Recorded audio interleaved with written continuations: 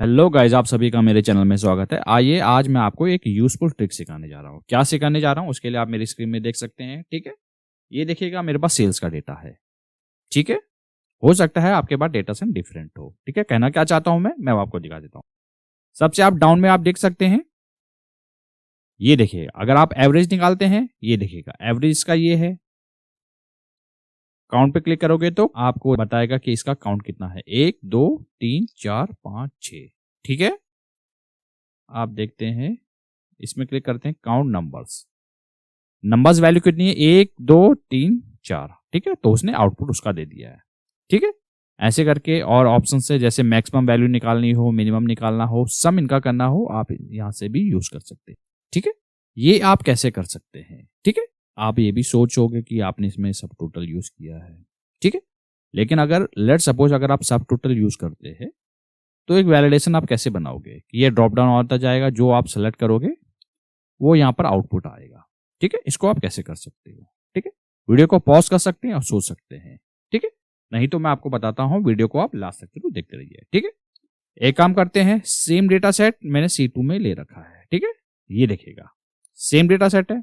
ठीक है, यहां पर वाला फॉर्मूला हम अप्लाई करेंगे, करेक्ट है। ठीक है, सबसे पहले आपको करना क्या होगा, ध्यानपूर्वक देखिएगा, इंसर्ट पे जाना होगा।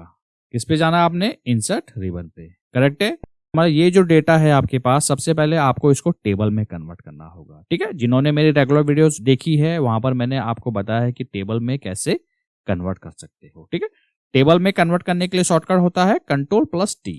ठीक है, या आप इंसर्ट पे जा सकते हैं, टेबल पे क्लिक कर सकते हैं। मेक श्योर कीजिएगा जो टेबल है वहां पर सिलेक्ट होना चाहिए, किसी भी सेल में आप सेलेक्ट कर लीजिएगा। ठीक है, जैसे आप टेबल पे क्लिक करते हैं ये आपसे पूछेगा क्रिएट टेबल। ठीक है, आपके पास हेडर्स है, हमारे पास है जी, इसको टिक रहने दीजिएगा, देन ओके क्लिक कर दीजिएगा।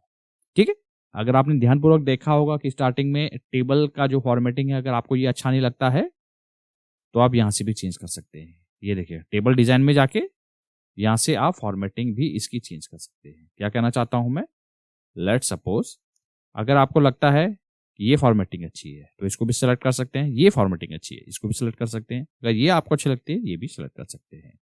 करेक्ट है, अगर आपको कुछ भी फॉर्मेटिंग नहीं चाहिए, बाय डिफॉल्ट चाहिए, तो ये वाला फंक्शन आप यूज कर सकते हैं। ठीक है, इतना आपने समझ लिया। ठीक है, अब बढ़ते हैं यहां पर। ठीक है, अब काफी यूजर ये भी सोच रहे होंगे कि यहाँ पर आप एक कंडीशन लगा लीजिएगा, एक फॉर्मूला लगा दीजिएगा, जैसे आप सम सेलेक्ट करते हैं तो सम आएगा। ठीक है, एवरेज सेलेक्ट करते हैं देन एवरेज आएगा। तो उसके लिए आपको जरा यहाँ पर मैक्सिमम कॉम्प्लेक्स फॉर्मूला बन जाएगा। टेबल में कन्वर्ट कर दिया आपने सबसे पहले। ठीक है, जैसे आप डेटा में सेलेक्ट करते हैं ये देखेगा टेबल डिजाइन आ गया, इस पे आपने क्लिक करना है।